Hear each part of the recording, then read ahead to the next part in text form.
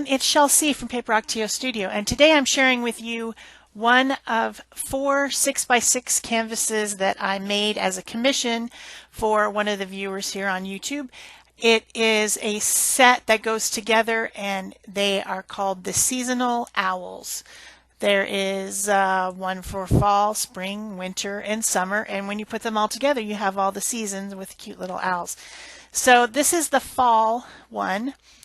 And I am starting out with a collage background using some napkins, paper napkins, and some printed tissue paper, and I think some deli paper with paint on it that's been jelly printed, just to create an interesting fall colored background.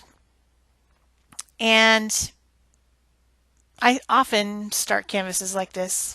I really love collage. That's just a piece of book paper that I'm putting on now. So you get the idea. There's some text, there's some fall colors, and it gives me a basis to start off with, you know, to get that whole fall feeling going in my heart. When I created these canvases, it was actually winter, and so you know, you gotta get the colors going, you gotta get everything going and start to feel it. I wanted to tone down the background and make it kind of like nighttime. So I used some glazing medium, which is an acrylic medium that makes acrylic paint more translucent. And I mixed that with some Prussian blue hue, DecoArt's fluid paint from their media line, and I applied that to all over the canvas, all over my background, and then I wiped some of it back after letting it set for a minute. Then I wiped it back with a baby wipe just to kind of tone down and make my background more like night, because I wanted to have a moon. So then I got out a few pieces of different printed papers that I have. You know, I collect all kinds of papers. I love to gel print and make patterned papers doing that. I like to make painted papers. Every time I'm using acrylic, I take whatever my excess acrylic or whatever medium I'm using, ink, whatever, and I put it on excess deli paper just to keep that. So I have all these different types of collage papers in all different colors, and I sort them out by color family into these plastic boxes that my mom saves for me that come with many cinnamon rolls in them. When she's done eating the cinnamon rolls, she gives me the boxes. She washes them out and gives them to me. And they are a great upcycle to just sort all, you know, you can make light blue set, a dark blue set, a light purple set, you know, and then I have them all stacked up on a shelf in my studio, and I can just grab the box that I want, because their boxes are clear, so I can see what color is in there, and then that's how I store store and sort all these papers. This one that I'm using to make the tree is some Tattered Angels glimmer glaze that was an excess glimmer glaze that I got on a piece of deli paper there. That's how come it's a little bit shiny, because the glazes are have a glossy finish. And I was just putting different pieces of it together to create my entire tree, just tacking them together as I was going with a little bit of glue stick, just so that I could add, you know, the piece wasn't big enough to make the entire tree, but I didn't want to make all the different pieces separate. So I just tacked on, drew some more, tacked on, drew some more. Then here I am putting some Stenciled Stars on the background. This is meant to be a nighttime, you know, with the moon. Here's my moon. That piece was so cool. It was like crusty bits on the jelly plate that I picked up with a Titan Buff colored paint by leaving all those crusty colors on there, and then putting a complete layer, bringing a complete layer of Titan Buff on there. This was on the jelly plate, and then putting the deli paper over, and then just letting it sit for a bit so that all those crusty colors got into the buff color and then pulled off, and it's just perfect for a moon. It's just perfect. Perfect. I love that kind of kind of a cleanup print where you've been printing along on your gel print plate for a while, and then you have all these extra little patterns and colors that are left over that didn't pull up, and then you can get them all at once. It cleans the plate off for you and makes really interesting prints. My favorite kind. So I've made it a moon, a tree, I've got a couple pumpkins, and then now I've got some different painted papers that I'm punching out with a leaf punch, like an oak leaf punch, in different colors, and attaching all those to my tree, and then some down, fallen down onto the ground by the pumpkins. And you're getting a really fall colored background at this point. So you probably saw me using two different types of mediums. These are both matte medium. The first one I used when I was doing the napkins and things is a fluid matte medium, and it's great for thin, delicate papers. And then when I'm putting on these other papers, like for instance, all that punched paper was kind of a light card weight.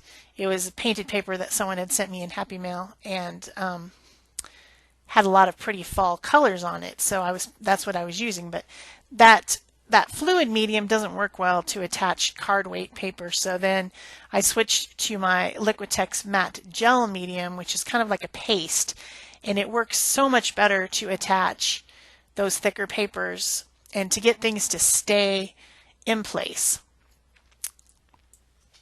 Then this is some olive colored paint that has been scraped off onto a piece of deli paper at some point when I was cleaning up paint. You don't want to waste any of that stuff. You just scrape it off on your scraps, and that's what I made the vines out of. It was actually Dylusions paint, I think in chopped pesto color, which is an olive color. So then now it's time to do my illustration for my owl, because each one of these seasonal canvases needs to have an owl on it. That's what the commission was all about, was seasonal owls. So I've got my deli paper started out with drawing an owl on it. And the reason I use the deli paper is because it is translucent, so I can see what's behind what's going to be behind the owl once I collage it on there. And so I'm trying to figure out at this point what the owl is going to sit on, or perch on, I guess.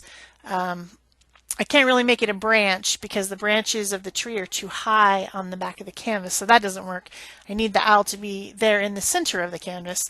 So I decide finally to have a vine, one of the twisty vines from the pumpkin, be the perch for the owl, as if he has come down from the nighttime sky to perch there and look for little mice or something, some little sweet treats he wants to eat. Maybe he's a vegetarian owl. It could happen. And maybe he's looking for pumpkin seeds from leftover pumpkins that have stayed in the field and rotted away to just seeds.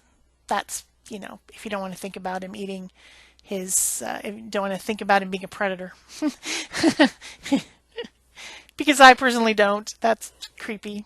But I know that owls are predatory, carnivorous birds, but I just don't want to think about it. I just don't like to think about it.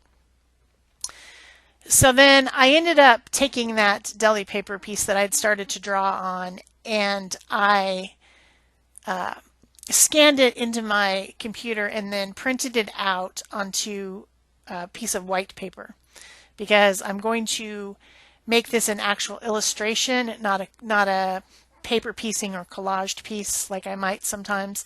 This is going to be a colored illustration, so I want to draw it on text weight paper from the printer, but I needed that deli paper originally to help me figure out where it's going to go on the piece and what it's going to perch on.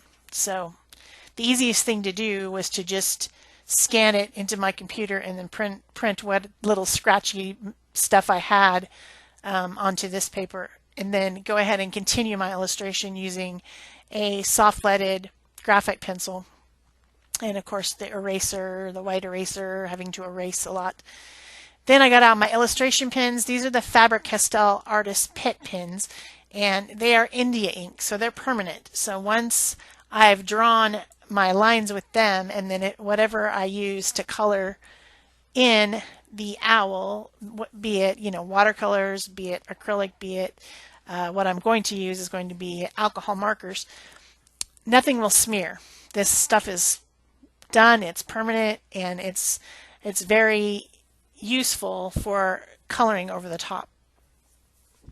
So I've used a couple different nibs from the pin set so that I have different line weights to make a more interesting illustration. I'm drawing in small details on the feathers using a very fine tip. That's probably the XS, extra small, and I've used the brush tip around the outer edge to make the fatter lines around the exterior of the illustration. I'm still trying to figure out how I'm going to get this whole vine thing for him to perch on, not pitch, perch. Yeah, I'm still working on it, but I do figure it out in the end, and it works fine. So the next thing that I'm going to do is color. And I get out my Spectrum Noir alcohol marker charts and start to figure out, using my color charts, what colors are going to go well with my canvas. I want to keep everything going in the same color families. I don't want to keep throwing new colors and more extra colors on there. I want to use the colors that I've used in my background on my focal image piece, the owl. So I pick out some color sets that I think are going to match up real well with the colors, and I generally use three or four, sometimes just two, of the same color family, whether it's a warm yellow or a cool yellow, whether it's a red brown or a blue brown, you know what I'm saying. So if you're really, really, really focused on what colors I used from the Spectrum Noir, I did write them next to the colors in pencil, and you can stop the video and take a look at that so that you can pick out which ones I actually used. So then I start my coloring using the lightest color, and then I go to the darker colors, and then in some cases I go back and blend in the lighter color again over everything to make it blend. And in this way you get a pretty dynamic illustration. I'm really starting to love the alcohol markers for this type of this type of application. Man, I don't know what I'm talking about today. Coloring in an illustration. These are great. I have a lot of different shades of the same color now that I've pretty much have all of them, all of the Spectrum Noirs.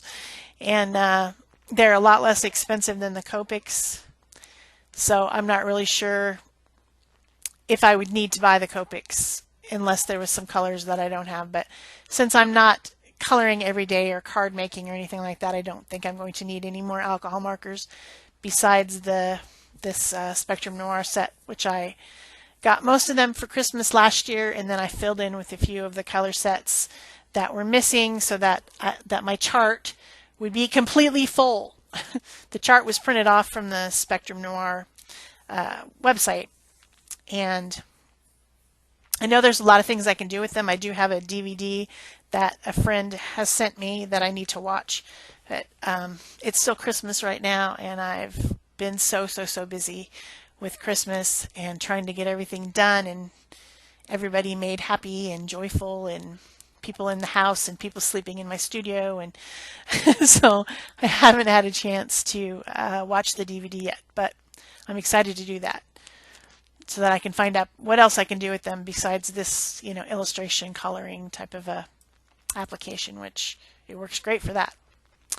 So I'm continuing to color in and blend, of course using the colors pulled right from the background that I created with my collage and paper piecing. Getting a little owly all done up, fancy. I'm also using my Posca pen in a white fine pen to add highlights.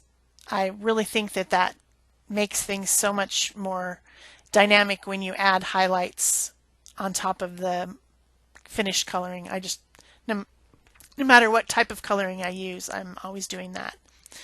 So now I have taken a X-Acto knife and a cutting mat and cut out that area where the vine will be under the little talons, cut in between all the little talons, and then I'm just gluing it over the top of a piece of deli paper with that same chopped pesto Dilutions paint on it. I had to actually make another one because the other was gone. So then I glued that to the back after cutting out so that it's showing through from underneath. And then I went ahead and drew in the rest of the vine that I needed with the Faber-Castell Pitt pen. Now I'm cutting out around that area. And then now I have a perfectly perched owl to sit there in my pumpkin area. So once I've applied the matte gel medium to both the back of the piece and also the canvas, then I attach him. Then I'm adding some more vines to fill out where that vine would have come out, just cutting them freehand using the scraps of that paper. And then adding in some highlights to make them stand out and look a little bit more dimensional using, I think that's Titan Buff and a little paintbrush.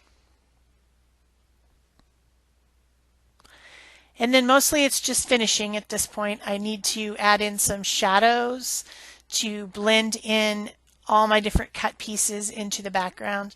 So I'm doing that using a Pitt brush, artist brush pen. This one, oh my gosh, I think it's warm gray maybe just number 3 or something, but it's a kind of like a taupe gray color, a very neutral color. And the thing that and you might say, okay, you have all those Spectrum Noir markers. Why aren't you using the alcohol markers to do that?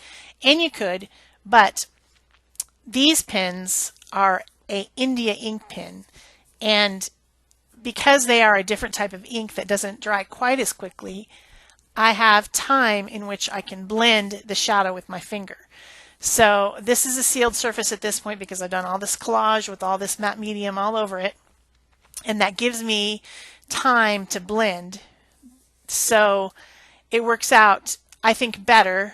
Like, see, just now you might have seen that I tried to blend with my finger that little pumpkin where I had added in the color.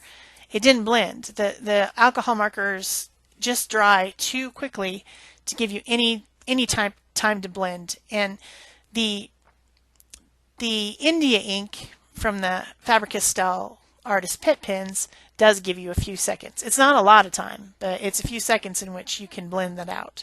So for shadows and that type of stuff, I like the Pitt pens, and for the illustration itself, I'm enjoying the alcohol markers. So you might think to yourself, that's a lot of investment in a lot of markers for a lot of colors, and you are right. But since I have them and I have invested in them over time, I'm okay with it. And I like to use them for their different applications. I'm sure you could make it work either way, just having one of the types. So that little pumpkin that was in the back was too dark. And so it was blending in too much with the vines and making it look like it wasn't very dimensional. So I am putting some white paint on there and then blending in some other colors to give it, so that you can tell that it's a pumpkin. And then I'm adding highlights with my Pitt pen, which you can blend too. It's an acrylic marker, but you can blend it. So I'm pretty much done with this one. Thanks for watching. Give me a comment, turn on your notification bells, subscribe if you haven't already, and share if you want to. Thanks so much for watching. Bye-bye.